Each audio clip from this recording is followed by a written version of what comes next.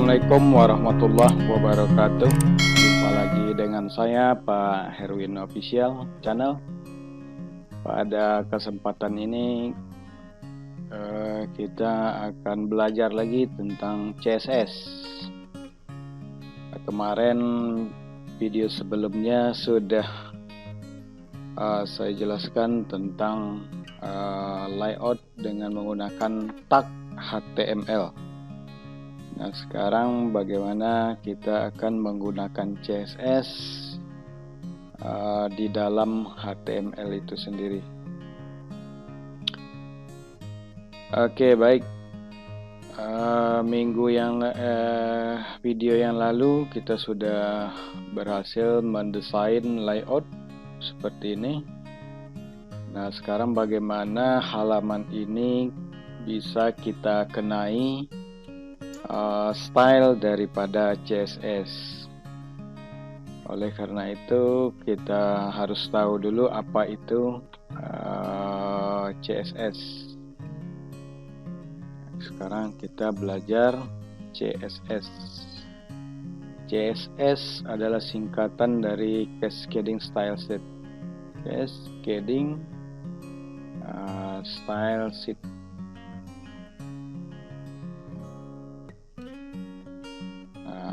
Style sheet. Oke. Nah, bagaimana cara menggunakannya? Cara menggunakannya ya ada di mana nantinya CSS ini bisa memberikan style. Kalau style itu biasanya adalah gaya pada setiap halaman web. Nah, style yang dikenai kepada sebuah halaman web itu kita bisa mengatur warna, kemudian juga mengatur ukuran, kemudian mengatur juga posisi ke dalam elemen-elemen HTML yang sudah kita buat. Nah, ini kemarin kita sudah buat dokumen HTML dengan nama latihan. Jika tidak ada CSS, ya berarti halaman webnya hanya berisi tag HTML biasa yang ya mungkin kurang menarik jika tidak menggunakan CSS. Nah, sebelum menggunakan CSS, saya contohkan, misalnya saya buka dulu text editor menggunakan Visual Studio Code. Nah, saya buka dulu folder tempat pekerjaan kita adalah folder DC exam htdoc, kemudian latihan, select folder. Nah, di sini saya buat contohnya adalah nama filenya adalah, ini saya rename aja lah. Nama filenya adalah latihan CSS. CSS.html. Oke. Nah, jika sebaiknya Anda menggunakan text editor yang ini, Visual Code ini, saya kira ini cukup lumayan bagus untuk panduan kita mengetik coding. Contohnya seperti ini. Nah, ini kalau kita mengetik HTML tinggal ketik aja HTML. Nah, situ kita tinggal pilih HTML5 tab, jadi sudah otomatis langsung terisi. Nah, sini saya buat detailnya, misalnya latihan CSS gitu. Nah, di dalam body misalnya saya membuat font,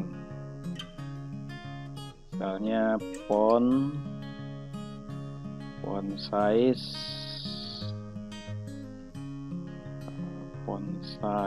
sama dengan misalnya plus 6. Kemudian color sama dengan blue misalnya, blue. Kemudian ada paste. Nah, itu bisa langsung dia paste.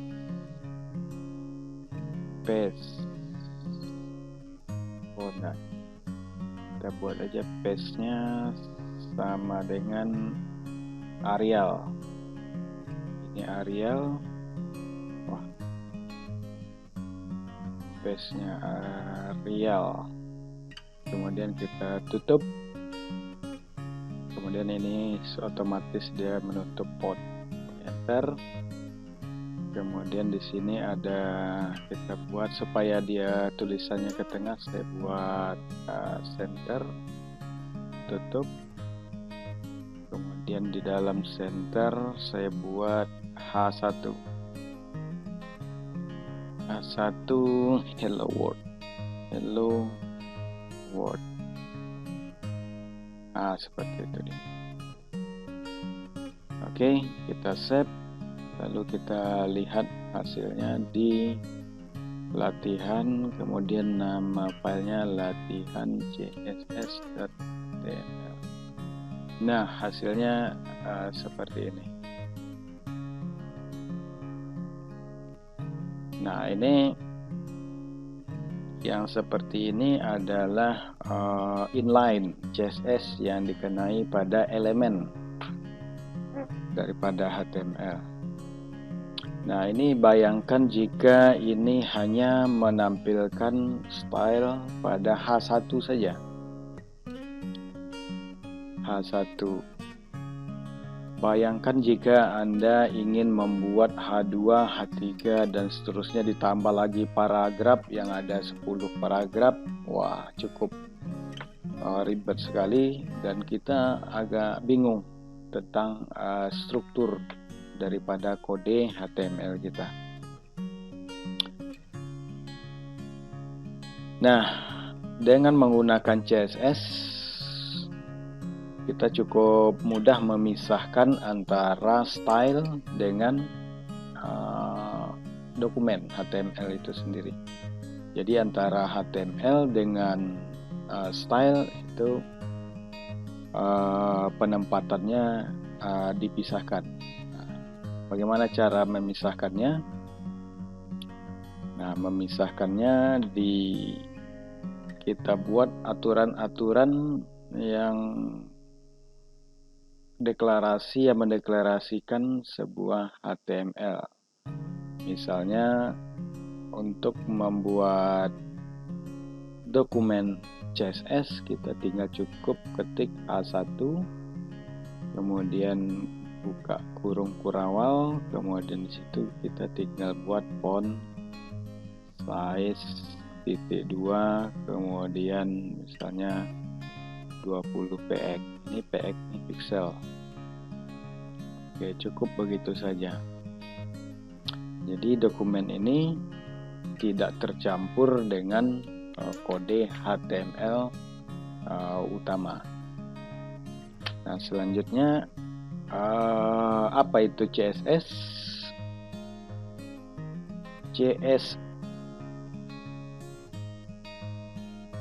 CSS ini adalah aturan yang dapat untuk menampilkan elemen atau di dalam tag HTML. Sedangkan HTML adalah untuk menyajikan konten, sedangkan CSS untuk mengatur di mana atau bagaimana konten itu akan ditampilkan. Apakah warna merah, kuning, atau hijau, atau ukurannya berapa, kemudian juga fontnya apakah italic atau dan sebagainya. Nah, itu saya kira tentang perlu kita pahami tentang CSS ini.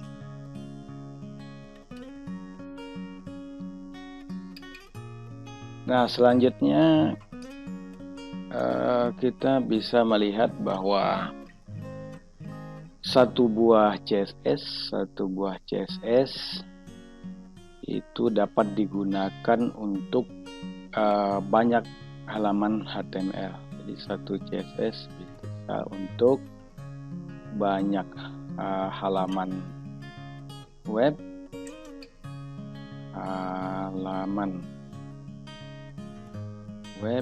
dan bisa juga satu halaman HTML itu bisa dapat terlihat berbeda jika menggunakan CSS yang berbeda.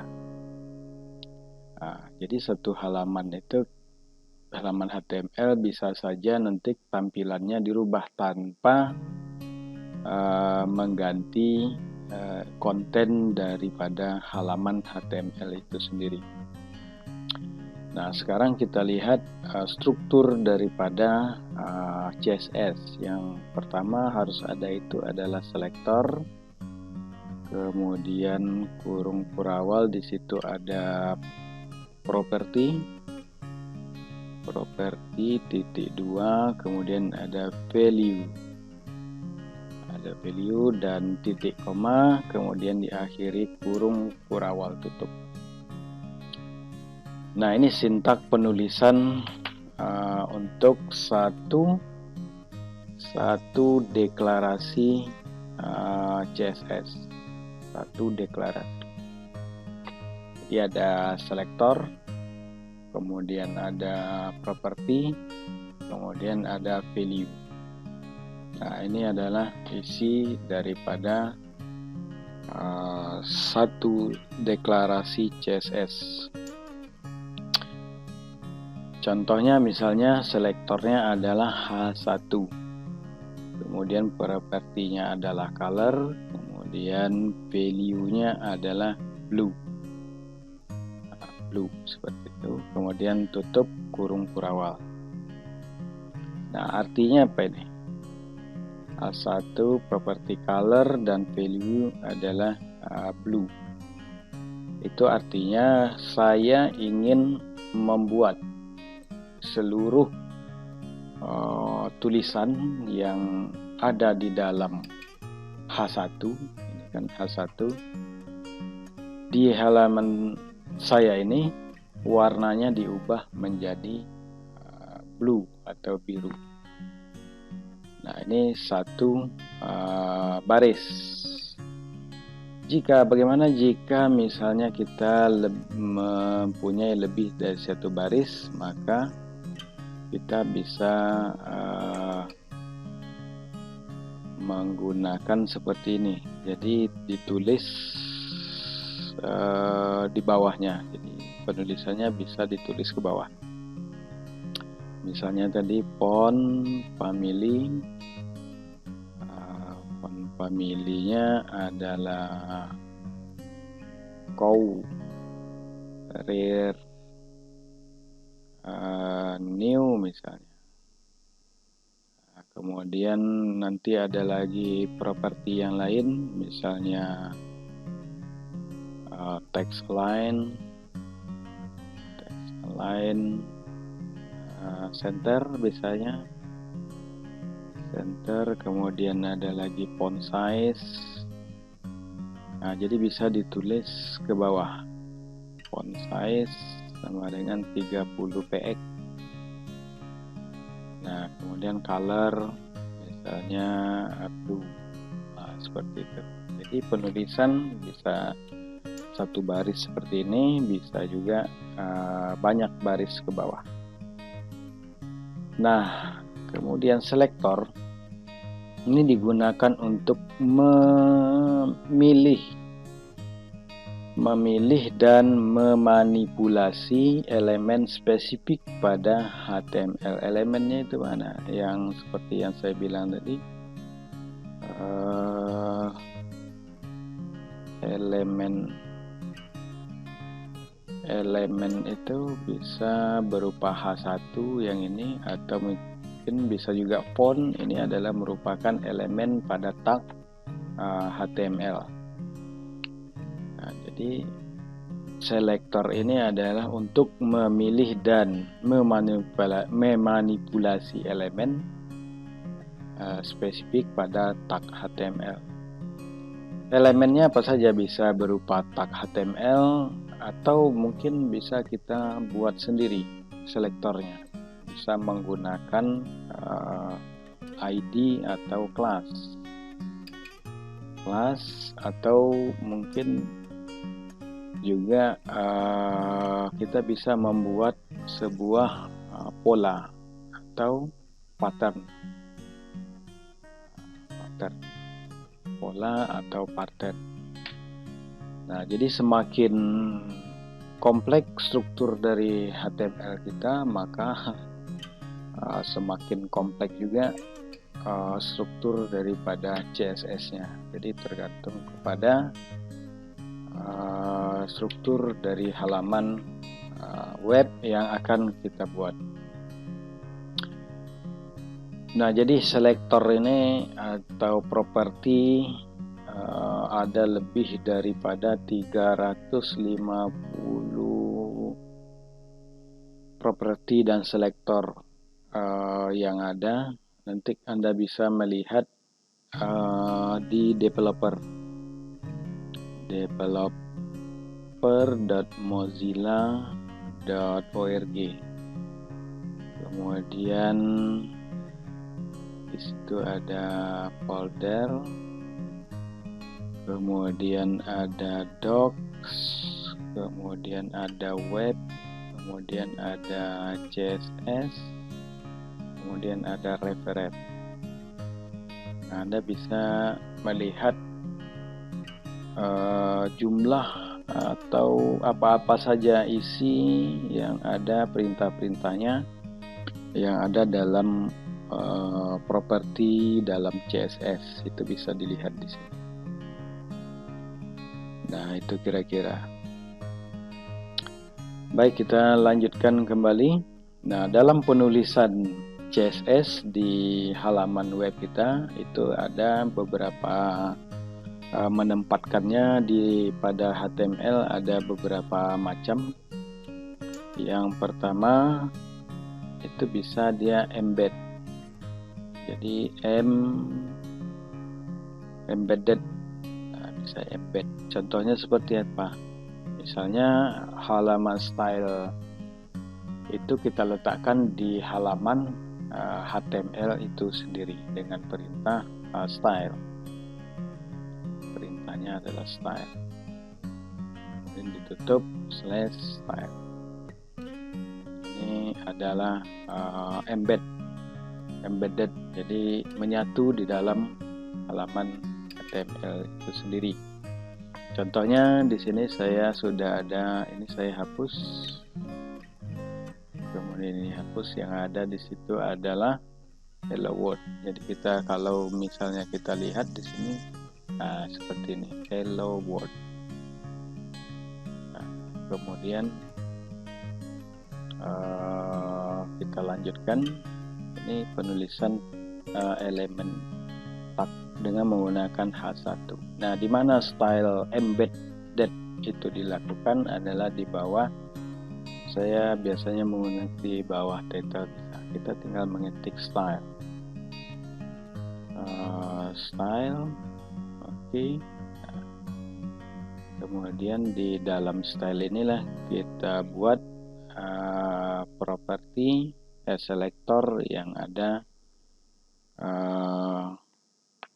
CSS-nya, yang dikenai CSS, misalnya H1, kemudian kurung kurawal, color adalah blue, kemudian ditutup. Oke. Jadi ini adalah metode embedded, jadi menyatu di dalam halaman HTML itu sendiri. Kita lihat hasilnya. Oke. Jadi tulisannya sudah berwarna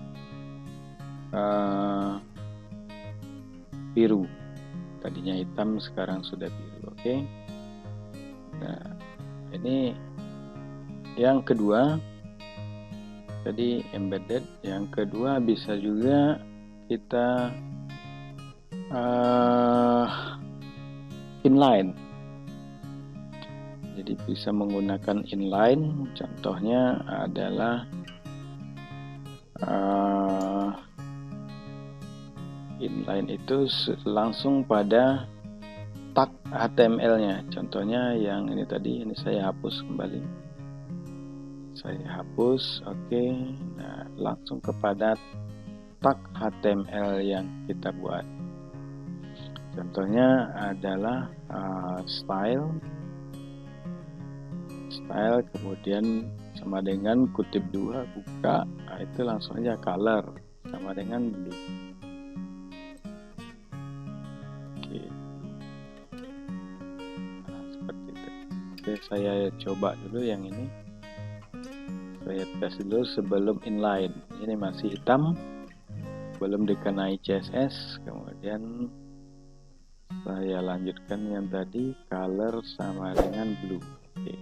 Ini langsung inline di dalam tag H1.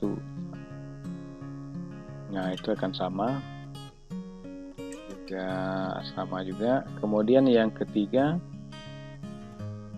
inline berarti langsung pada tag HTML. Kemudian yang ketiga bisa juga, ini yang sering saya gunakan, eksternal di mana kita membuat file itu terpisah dari halaman HTML-nya. Jadi lebih terstruktur. Jadi dipisahkan antara ini ada halaman HTML, kemudian ada lagi tag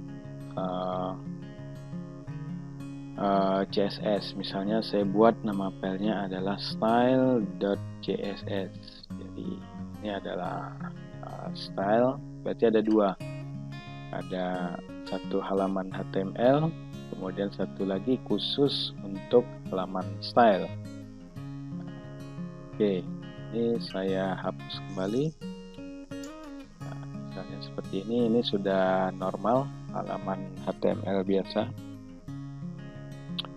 Nah, kemudian kita buat stylenya sama seperti yang tadi juga, H1 jangan lupa kurung kurawal. Kemudian kita buat di sini color kedua blue. Oke, color blue. Nah, kita tes. Nah, ternyata tidak berubah. Kenapa belum berubah? Ya, karena kita belum kita belum menghubungkan antara file HTML dengan CSS-nya. Jadi harus kita hubungkan dulu antara file HTML dengan CSS. Bagaimana cara menghubungkannya? Ya, seperti biasa kita akan menuju file yang dimaksud. Nah, oleh karena itu kita buat di sini di bawah title itu adalah link. Kita buat link seperti ini, link rel style sheet. Harepnya mana? Harepnya adalah alamat ini style CSS yang tadi kita sudah buat seperti itu. Berarti jika ada baris seperti ini, halaman HTML ini dia sudah terhubung ke style CSS yang sudah kita buat. Apakah sudah berhasil? Coba kita lihat. Oke, ternyata sudah berhasil. Nah, dibanding 3, sebetulnya embed bisa juga kita buat, inline juga bisa. Tapi ini tidak saya sarankan untuk membuat style di embed atau di inline, karena ini nanti akan membingungkan kita. Ini mana yang konten, mana yang style, nah itu akan bingung nanti. Oleh karena itu saya sarankan agar menggunakan style yang eksternal saja, jadi terpisah dari dokumen HTML itu sendiri. Nah, seperti ini kan ada HTML dan ada style. Nah, seperti itu. Kemudian di dalam ini misalnya saya punya paragraf. Nah, contohnya ini saya ada di sini di HTML ini saya buat paragraf P, kemudian tutup P, dan di dalamnya ada konten tulisan seperti ini. Nah, oke. Nah, di dalam ini tadi di style sheet kita bisa membuat selektor baru dengan nama selektor adalah P. Jadi semua tag P itu akan dikenai style yang sudah kita definisikan sendiri propertinya. Misalnya saya buat font size. Nah, sudah enak, tinggal pilih font size. Nah, kemudian saya buat misalnya 14 px. Itu bisa. Coba kita lihat hasilnya. Nah, seperti ini font size. Kemudian juga misalnya di H1 kita ingin membuat font size-nya lebih besar, misalnya font size misalnya 100 px. Nah, itu bisa kita lihat di sini. Nah, lebih besar ya. Nah, semua style atau properti kita bisa menggunakan perintah-perintah yang umum kita gunakan. Seperti yang umum lagi ada font weight. Nah, biasanya adalah bold. Nah, ini bold, jadi semuanya tulisannya akan paragraf ini akan bold. Nah, seperti itu bold. Nah, kemudian ada lagi di atas ini saya buat ada lagi propertinya font varian. Nah, ini agak unik sedikit font varian. Saya buat small caps. Small caps. Jadi small cap ini untuk apa? Jadi kalau misalnya di sini tadinya tanpa font varian bukan small caps, maka dia tulisannya H besar, E kecil, L kecil. Nah, dengan small cap semuanya jadi huruf besar semua. Mari kita lihat hasilnya dengan small cap. Nah, jadi yang tadi H-nya besar tambah besar lagi, kemudian E-nya tadi kecil jadi huruf besar juga. Nah, kemudian ada satu lagi, ini small cap, kemudian satu lagi ada namanya font style. Nah, font style ini bisa cetak miring atau normal atau macam-macam. Tinggal di sini sudah ada sebetulnya library. Kalau kita ketik font family, misalnya font family ini adalah sini sudah ada. Nah, kita tinggal mengklik saja. Jadi library-nya sudah lengkap di sini. Kita tidak perlu lagi menghafal ini apa kode, tidak perlu. Jadi sudah terstruktur di sini. Nah, di sini font family kita lihat. Di sini kan ada 3, Courier New, kemudian Courier dan Monoscape. Nah, artinya apa nih? Nah, artinya di sini apabila font Courier New akan mengecek font yang ada pada sistem operasi user.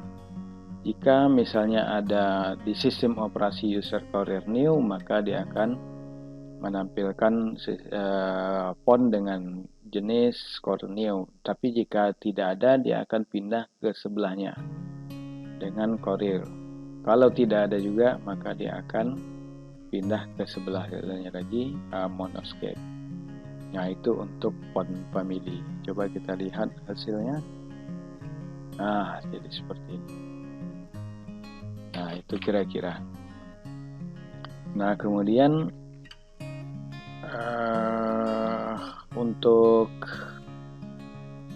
selektor ataupun jenis-jenis daripada properti yang lain, Anda bisa mencarinya di yang tadi, di alamat developer, ketik aja developer.mozilla.org. Nah, di sini ada, kemudian di situ ketika NUS, kemudian ada apa lagi tadi, docs web CSS reference, bisa dilihat di sini. Tidak ada. Nah, kita bisa melihat di sini saja. Nah, di sini ada cari tentang CSS. Nah, ini ada CSS. Di situ ada banyak properti apa segala macam, bisa dilihat. CSS, penggunaan CSS atau layout dan lain sebagainya. Nah, di sini ada lengkap. Nah, ini font apa semua grid atau yang lainnya. Nah, ini bisa, tapi jangan semuanya diambil. Anda perlu yang perlu saja yang diambil. Jadi yang perlu saja yang digunakan. Jangan semuanya dipakai gitu ya. Oke. Nah, itu untuk CSS. Jadi ada, mungkin sudah paham. Kalau tidak paham, nanti Anda bisa menanyakan ke saya pada halaman komen di bawah ini. Demikian saja penjelasan singkat saya tentang CSS. Apabila video ini bermanfaat, jangan lupa tekan subscribe, like, and comment. Dan jangan lupa loncengnya juga diaktifkan supaya Anda tahu bahwa ada video terbaru dari saya. Terima kasih. Assalamualaikum warahmatullahi wabarakatuh.